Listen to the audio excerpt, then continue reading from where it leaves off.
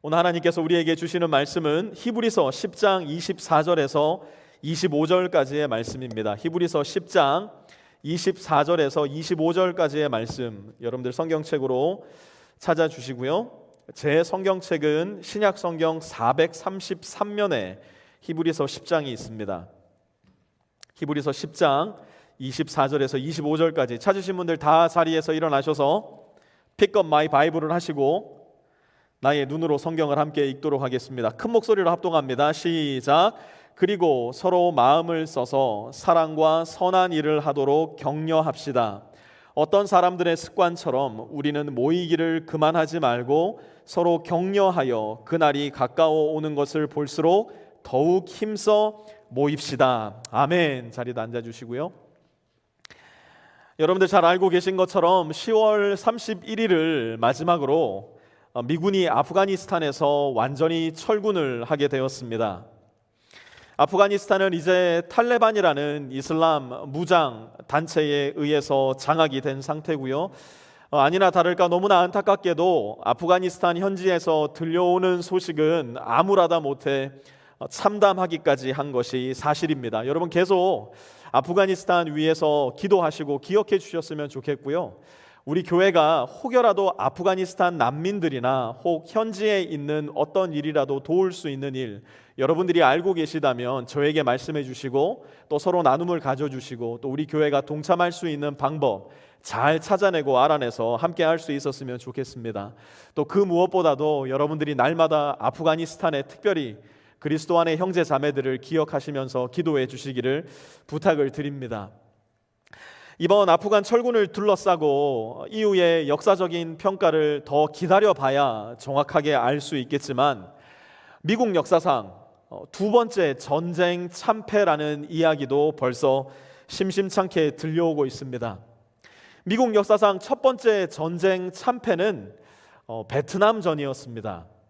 베트남전 이후에 여러 전쟁학자들, 역사학자들이 도대체 이렇게 강대한 우리나라가 어떻게 베트남한테 참패할 수 있었는가 여러 분야에 걸쳐서 연구를 진행을 했었는데요.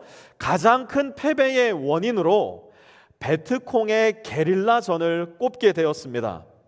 베트남의 지형 지물을 이용해서 미군 모르게 숨어 있다가 한밤중에 기습을 한다거나 휴식 시간에 기습을 하게 되는 것이죠. 그러면 미군들은 준비하지 않은 상태의 기습을 당했기 때문에 정신없이 들로, 산으로, 물로 숨어 들어간다는 겁니다. 나중에 정신을 차리고 보면 자기 혼자 고립되어 있는 것을 발견하게 되는 것이죠. 그렇게 베트콩은 미군의 마음속에 두려움의 씨앗을 심어 놓았고 결국은 그것이 미국의 철군으로 이어지게 되었다는 분석 결과를 본 적이 있습니다.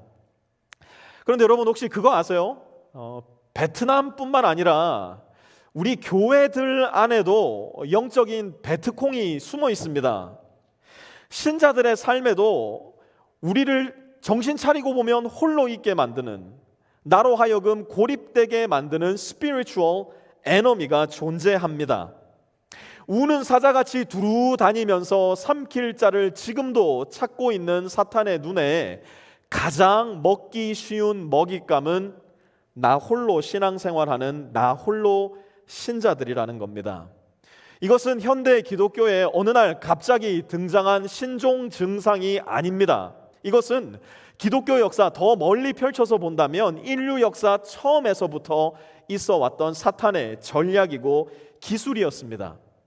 에덴 동산에서 나 홀로 있었던 하와에게 접근하여 하나님과의 관계를 완전히 망가뜨려 놓았던 사탄은 한밤중 나 홀로 밖으로 나감으로 인하여 사탄의 먹잇감이 되어 예수를 팔아넘겨 버렸던 가룟 유다를 유혹했던 사탄은 여전히 오늘도 여전히 오늘 여기에 있는 저와 여러분에게 은밀히 접근하여서 하나님과 나 사이를 그리고 나와 너의 사이를 성실하게 찢어놓고 있다는 것 우리는 잘 기억해야 합니다. 더군다나 오늘날에는 그러한 현상의 가속도가 붙기 시작했습니다.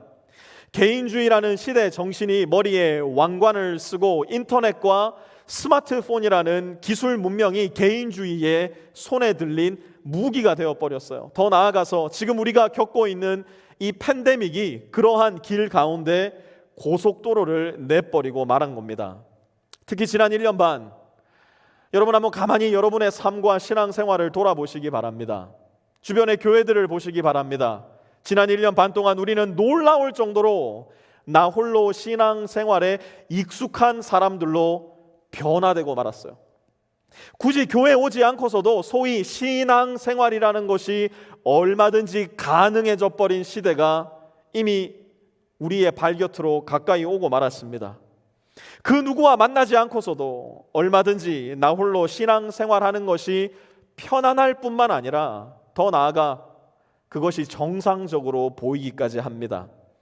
이제는 더 이상 거스를 수 없는 이 시대의 흐름 속에 우리는 어떤 모습의 신자가 되어야 할까? 이제는 모두가 나 홀로 신앙생활을 추앙하고 이것이 신앙생활이지 기준을 제시하는 것만 같은데 과연 우리가 가지고 있는 성경은, 변치 않으시는 하나님의 말씀은 여전히 신자된 우리에게 무엇을 요구하고 계시는 것일까? 오늘 말씀을 통해서 조금 더 깊이 들여다보려고 합니다. 오늘 본문 속에서 세 가지 신자의 모습, 우리가 되어야 할 모습, 우리 빛의 교회 성도들이 다 힘을 다하여 되어야 할 신자의 모습을 살펴보려고 하는데요. 지금 현재 나의 현 주소를 한번 깊이 들여다보실 수 있는 시간이 되셨으면 좋겠어요. 더 나아가 앞으로 우리가 나아가야 할 방향은 무엇일까? 오늘 말씀에 귀를 기울이는 시간 되기를 바랍니다. 첫 번째, 우리는 양면에 선 사람들임을 잊지 말아야 합니다. 우리는 어떤 신자인가? 우리는 양면에 선 사람들입니다. 히브리서 10장 24절 다시 한번 보시겠습니까? 한번 24절 말씀 함께 다시 한번 읽어봅시다. 시작.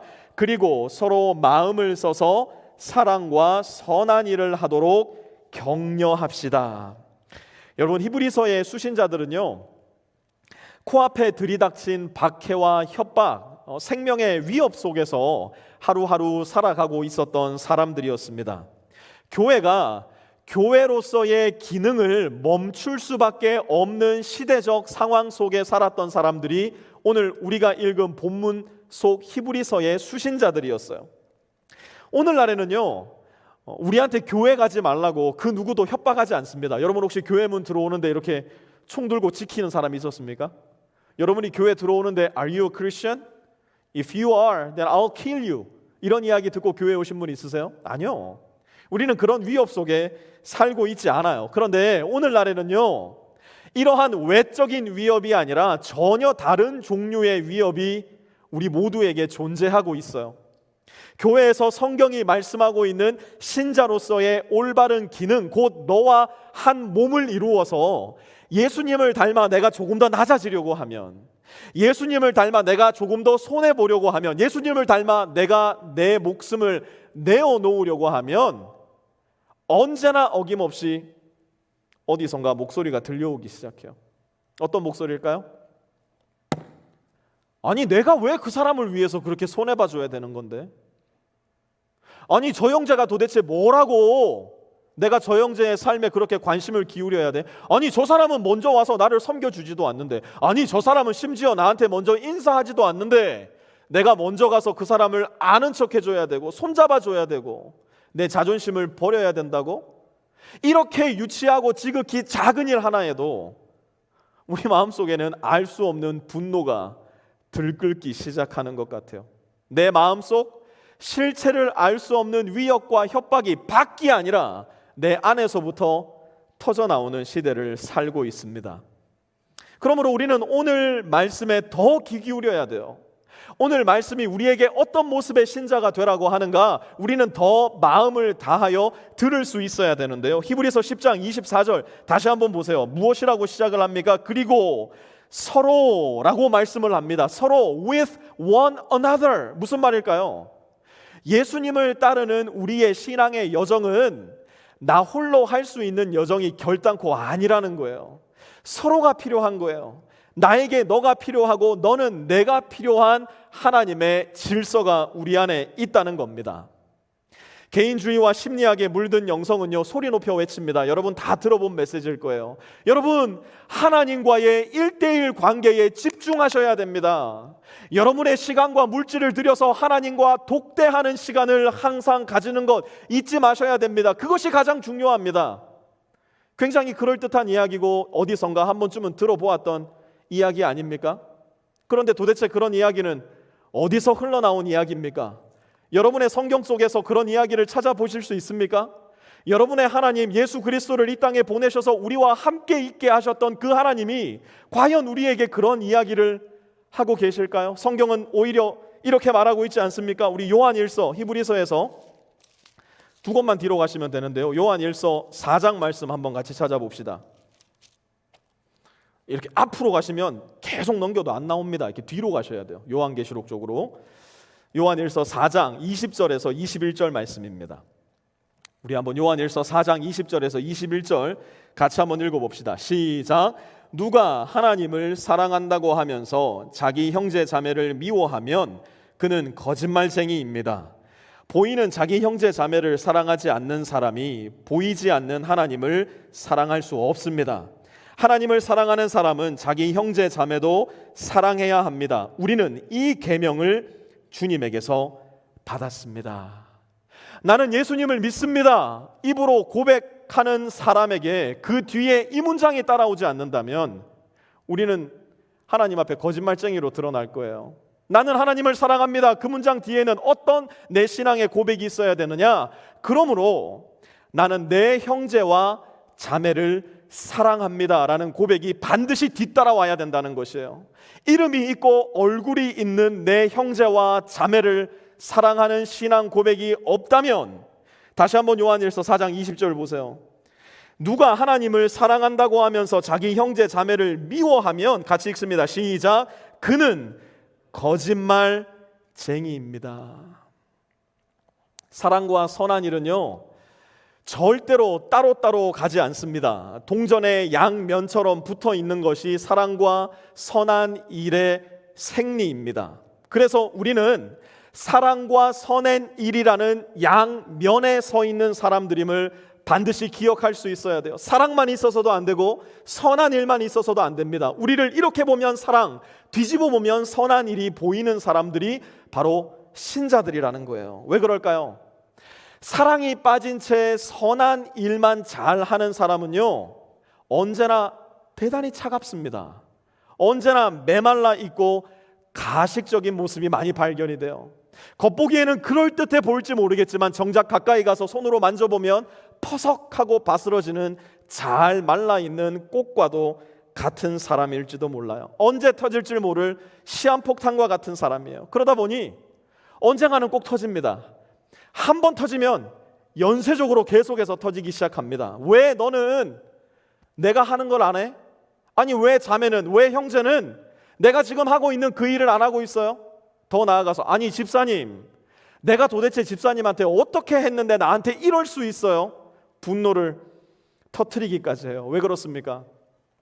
겉보기에 선한 일은 있는데 내 안에 하나님의 사랑이 없기 때문이에요. 반대로 선한 일이 빠진 사랑은요, 마치 바람이 다 빠져버린 풍선과도 같아요. 힘이 없어요. 생기가 없어요. 그러다 보니 늘 조롱받기 딱 좋은 모습이에요.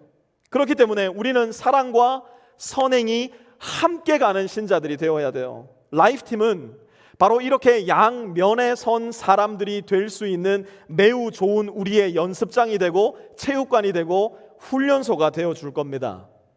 이번 시즌 라이프팀 안에는요, 작년은 많게는 5가정만 들어갈 겁니다. 5가정 이상은 안 들어갈 거예요. 청년들은 럭키 7, 7명, 가장 많게는 7명까지만 들어가는 팀이 될 텐데요. 그 이유는 뭐냐?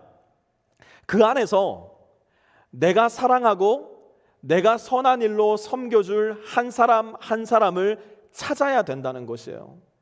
많은 사람을 가져서 모든 사람에게 무관심한 내가 되는 것이 아니라 작은 숫자의 사람들에게, 작은 숫자의 형제 자매들에게 사랑과 선한 일을 실천할 수 있는 기회를 잡아보시라는 거예요. 여러분 제발 우리 팀의 숫자를, 우리 소그룹의 숫자를 1년 만에 2배로 뻥튀기 해가지고 새로운 차세대 리더를 길러내서 우리 팀을 2배로 부흥하게 하자, 이런 말 좀 하지 마세요. 그거 하나님이 원하시는 거 결단코 아닐 겁니다. 하나님께서 우리에게 요구하시는 것은 무엇인가?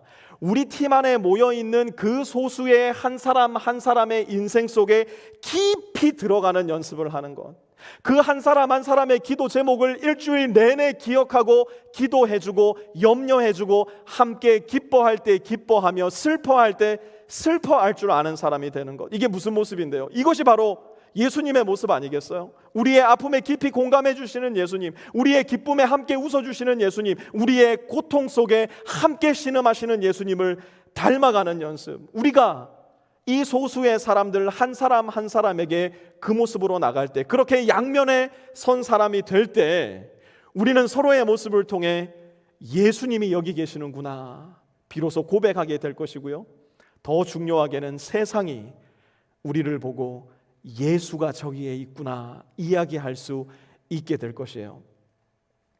두 번째로, 우리는 어떤 모습의 신자들이 되어야 할까? 우리는 둥글게 선 사람들임을 기억해야 됩니다. 우리는 둥글게 선 사람들임을 기억해야 돼요. 히브리서 10장 25절 다시 돌아가 보시겠습니까? 히브리서 10장 25절입니다. 우리 한번 같이 다시 읽어봅시다. 시작.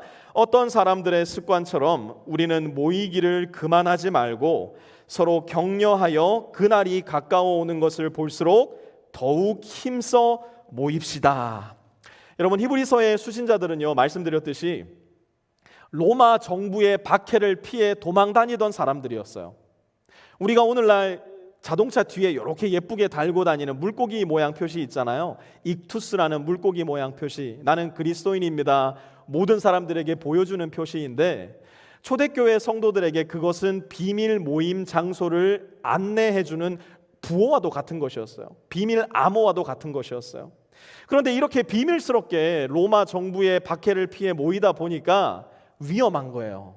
자꾸 발각되는 거예요. 죽음으로 끌려가게 되는 거예요. 아니, 예수님도 가룟 유다한테 배신당하셔서 적발이 되셨는데 예수님의 뒤를 이은 다른 제자들의 삶이야 오죽했겠습니까? 늘 제2, 제3의 가룟 유다가 교회 속에는 존재해 왔던 것이죠. 그러다 보니까 교회 안에서 이런 말을 하는 사람들이 나오기 시작했어요. 아니, 이렇게 위험하게 모여서 하나님을 예배하다가 적발돼서 끌려가 죽기보다는 차라리 그냥 뿔뿔이 흩어져서 나 홀로 신앙생활하는 게 어떻겠습니까? 이렇게 함께 모여 하나님 예배하다 오늘 내 목숨 죽는 것보다야 그냥 따로따로 모여서 따로따로 기도하고 따로따로 예배드리고 살아남는 게 더 좋지 않겠습니까?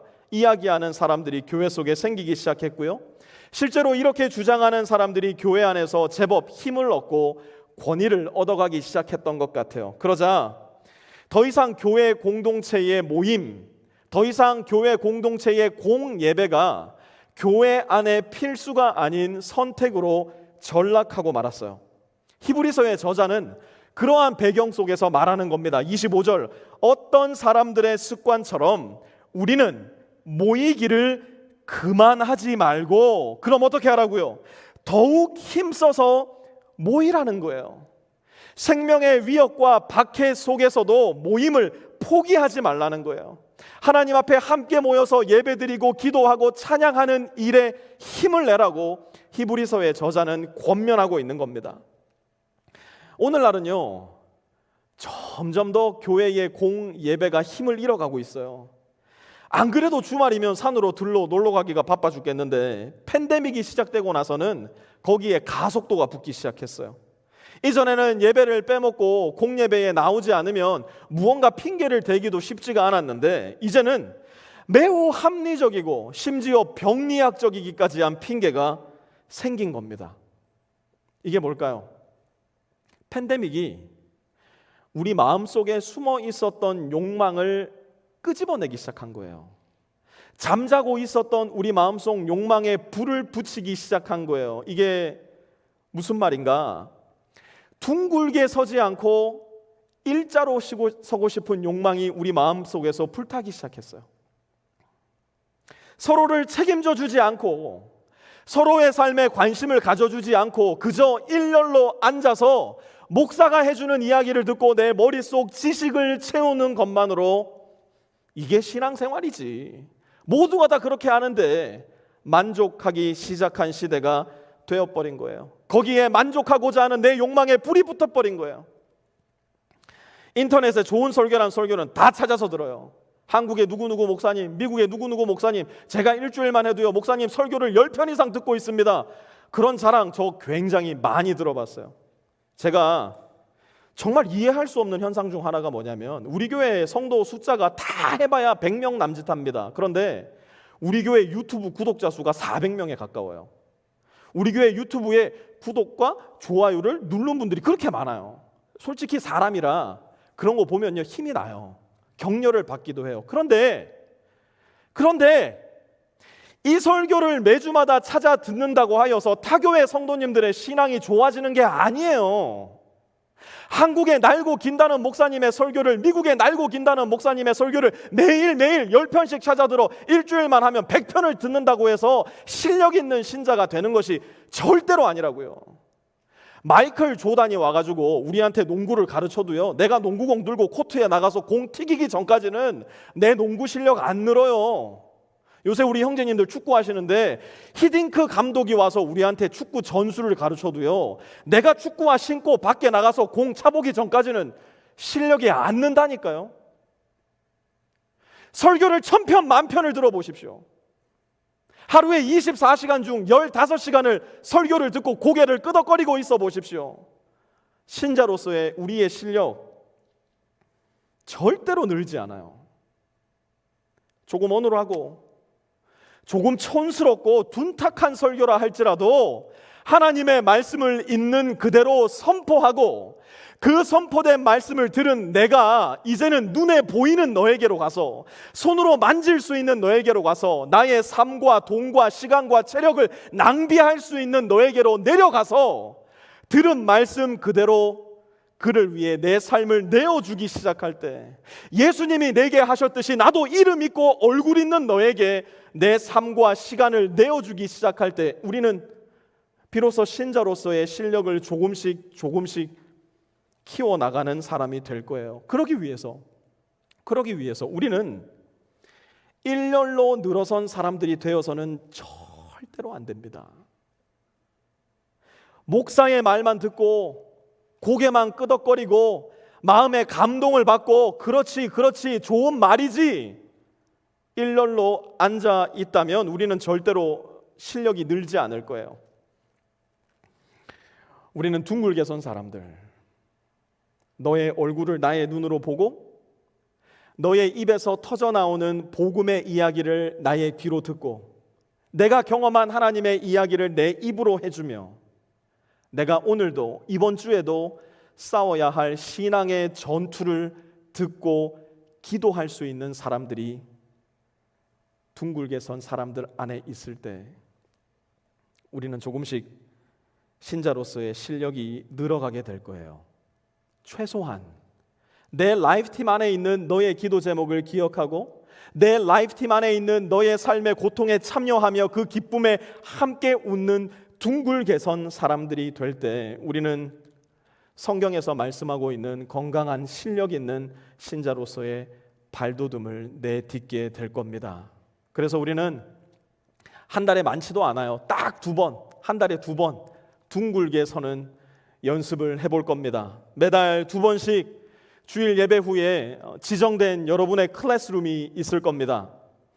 각 라이프팀은 그 안에서 서로의 마음속에 있는 이야기를 서로에게 들려주어야 할 겁니다. 내 삶의 어려움과 기쁨의 이야기도 들려주어야 할 겁니다. 내 삶의 기도 제목도 나누셔야 할 겁니다. 이거 굉장히 귀찮을 거예요. 굉장히 성가실 거예요. 어떤 때는 굉장히 고통스럽기까지 할 거예요. 그런데 어떡합니까? 이게 하나님께서 우리에게 가르쳐 주시는 신자의 삶의 모습인걸요. 이게 우리가 예수님을 닮아갈 수 있는 예수님이 제시하신 길인데요. 이것이 예수님을 닮을 수 있는 유일한 방법인걸요. 서로의 이름을 불러주고 서로의 얼굴을 바라보며 서로의 인생에 동참해주는 둥글게 선 사람들이 되는 것. 오늘날 이 시대 정신을 거슬러 오늘날 우리가 마주하고 있는 유행을 거슬러 되어야 할 신자의 모습일 겁니다. 마지막 세 번째로 우리는 어떤 사람들이 되어야 할까? 우리는 그날에 선 사람들이 되어야 합니다. 우리는 그날에 선 사람들이 되어야 해요. 우리 히브리서 10장 25절 이어서 한번 보도록 하시죠. 서로 격려하여 그날이 가까워 오는 것을 볼수록 더욱 힘써 모입시다. 여러분 성경에 볼펜 있으신 분들은 그날에 한번 줄 한번 쳐보시겠습니까? 그날은 도대체 어떤 날일까요? 히브리서의 저자는 어떤 마음으로 그날이라는 단어를 기록한 걸까요? 초대교회 성도들의 가장 위대한 점은 바로 우리 구주 예수 그리스도의 다시 오실 날을 기독교 역사상 가장 기대하고 고대하며 기도했던 사람들이라는 거예요. 그들에게는요, 당장 오늘에라도 예수님이 다시 오실 것이라는 실질적이고 분명한 믿음이 있었어요. 만약 2000년 전 성도들에게 그런 확실한 믿음이 있었다면 2000년 후를 살아가는 성도들인 우리에게는 그들보다 더 강한 믿음이 있어야 돼요. 예수님이 오늘 밤에라도 당장 오실 수 있다라는 긴박한 믿음 우리 안에 있어야 된다고요. 그런데 한번 저와 여러분들의 마음을 점검해 봅시다. 오늘 밤에라도 주님 오실 수 있을까요? 여러분들 마음에 오늘 밤에라도 주님이 오시기를 고대하고 기대하고 주님 오십시오 마라나타 고백하는 그 믿음이 정말 있습니까? 만약 오늘 밤 주님이 우리에게 오신다면 우리는 오늘 아침 교회 오기 전까지 내가 살았던 그 삶의 양식 그대로 살아도 괜찮을까요? 만약 오늘 밤 주님께서 오신다면 예배 이후에 내가 계획한 그 삶을 그대로 살아가도 괜찮은 걸까요? 만약 주님이 오늘 밤 다시 오신다면 여전히 우리는 비트코인에 그토록 목을 매며 살아가고 있을까요? 만약 오늘 밤 주님이 다시 오신다면 오늘 아침 내 아내와 다투었듯 내 남편과 다투었듯 그렇게 자존심 대결하는 가운데 하루하루를 살아가도 괜찮은 걸까요? 만약 주님이 오늘 밤 다시 오신다면 분명히 나에게 물으실 질문이 있으실 텐데 나의 직장 동료들과 후배들을 대하듯 그렇게 거칠고 폭력적으로 그들을 대해도 괜찮은 걸까요? 만약 주님이 오늘 밤 다시 오신다면 주님께서 한몸 되라 말씀하신 내 지역교회의 형제 자매 내가 지금 그들을 대하듯 계속 그렇게 그들을 대해도 우리는 괜찮을까요? 만약 괜찮지 않다라는 생각이 든다면 이 말씀을 듣고 조금 더 마음을 다잡아 보시기 바라요. 마태복음 7장 21절 한번 찾아보시죠. 마태복음 7장 21절입니다. 마태복음은 여러분들 잘 아시는 대로 신약의 첫 번째 책입니다. 마태복음 7장 21절입니다.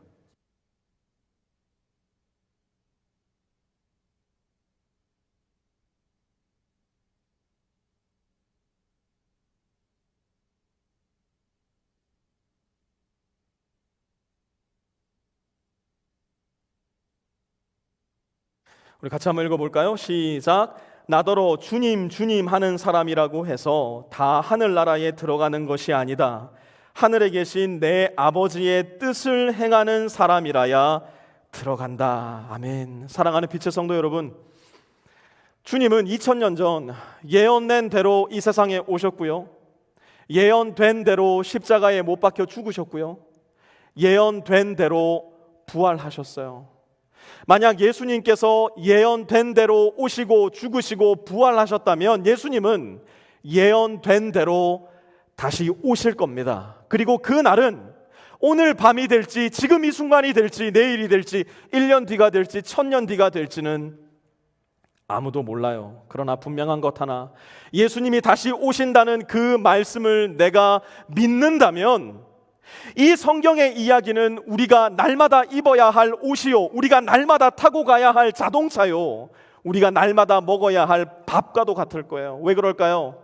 이 성경의 말씀이 우리를 따뜻하게 지켜주고 보호해 줄 것이며, 이 성경의 말씀이 우리를 하나님 나라로 태우고 갈 것이고, 이 성경의 말씀이 날마다 신자로 살아갈 수 있는 힘과 영양분을 우리에게 제공해 줄 것이기 때문이에요. 머리로 생각만 하고 입으로 제잘거리기만 하는 거짓말쟁이 신자가 되어서는 안 돼요.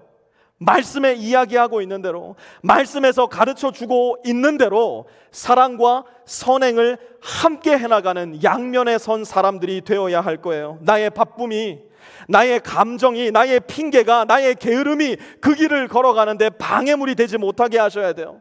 신앙생활은 혼자 하는 거지, 하나님과의 1:1 관계에만 힘쓰면 되는 거지, 이런 거짓말에 속아서 바짝바짝 말라가지 마시고 둥글게 선 사람들이 되어서 내 마음속 하나님을 향한 이야기를 들려주고 너의 마음속 복음의 그 뜨거운 열정을 나의 귀로 들으시길 바라야 돼요. 마치 평생을 살 것처럼 조개 껍질이나 주우면서 우아하고 안전하게 내 신앙 생활의 안전지대로 숨어들어서는 안 될 거예요. 그날에 선 사람, 오늘 당장이라도 주님이 오실 수 있음을 알고 주님 말씀대로, 주님 기준대로, 주님 뜻대로 살아갈 수 있는, 그렇게 주님께서 우리를 위해 자기 목숨을 십자가 위에 내려놓는 가장 큰 자유를 실천하셨던 것처럼 우리도 주님처럼 누군가를 위해 기꺼이 나의 십자가를 짊어지는 자유를 포기하지 않을 수 있는 우리 비철교회 모든 성도님들이 되셨으면 좋겠어요. 베트남 전쟁 이후에 미군의 전쟁 정책에는 굉장히 큰 변화가 생겼다고 해요. 이미 미국을 지배하고 있었던 개인주의의 영향으로 전쟁 중에도 미군은 굉장히 개인의 일상을 존중해 주었다고 합니다. 그런데 베트남전 이후로 전쟁을 수행하는 모든 미군은 절대 혼자 있지 못하게 됐대요. 늘 같이 있어야 돼요. 뿐만 아니라 작전을 짜거나 식사를 하거나 여가 생활을 할 때에도 군인들의 포메이션은 항상 서클이 되어야 됐다고 합니다. 항상 원을 만들어서 식사를 하고 작전을 짜고 여가 생활을 치루어야 되는 거예요. 왜 그럴까요? 원을 그리고 있으면 게릴라가 어디에서 튀어나온다고 하더라도 누군가는 내 뒤를 봐주고 있거든요.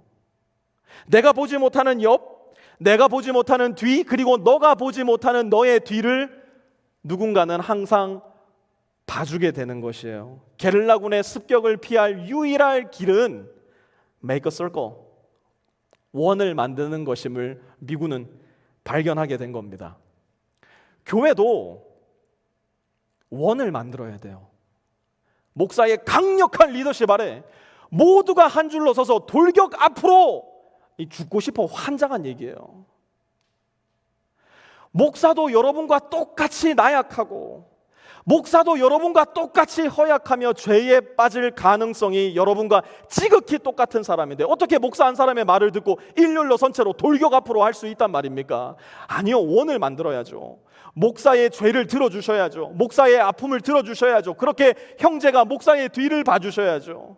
자매가 형제의 옆구리를 채워주실 수 있어야죠. 장로가 권사의 허점을 함께 해갈 수 있어야죠. 누군가는 서로가 뒤에서 밀어주고 누군가는 앞에서 당겨주며 누군가는 내가 보지 못하는 뒤를 봐줄 수 있는 원 안에 선 사람들이 되셔야 한다는 거예요. 모두가 서로의 앞에서 뒤에서 당겨주어야만 우리가 살 수 있는 존재들이기 때문에요. 만약 우리가 원을 만들지 않는다면, 내 뒤를 누군가가 봐주지 않는다면, 너의 뒤를 누군가가 지켜주지 않는다면 우리는 죽을 수밖에 없을 겁니다. 나 홀로 신자는 우는 사자처럼 두루 돌아다니며 지금도 삼킬 자를 찾는 사탄의 밥이 되고 말 거예요. 사탄은 바보가 아니에요. 사탄에게도 전략이 있어요. 나 홀로 신자들, 나 홀로 신앙을 갖고 있는 사람들. 그러나 우리가 함께 원을 만들 수 있다면, 우리가 일렬로 쭉 늘어선 사람들이 아니라 둥글게 원을 그리고 있는 사람들이 된다면 두루 다니며 삼킬 자를 찾는 사탄은 우리의 눈에 즉각적으로 발견될 거예요. 사탄이 발견된다면, 사탄이 숨어 있을 수 없다면 우리는 예수의 이름으로 사탄을 이길 수 있는 권세를 가지고 있다는 것 또한 기억해야 될 겁니다. 우리가 원을 만들 때 사탄은 우리를 오히려 두려워하며 우리를 떠나가게 될 거예요. 죽기 싫으면 원을 만듭시다. 말라가고 싶지 않다면 원 안의 신자들이 됩시다. 서로의 뒤를 봐주며 사랑과 선행을 격려하는 교회, 그날이 가까움을 볼수록 더욱 그리하는 우리 빛의 교회 모든 형제 자매님들 되실 수 있기를 주님의 이름으로 부탁드립니다.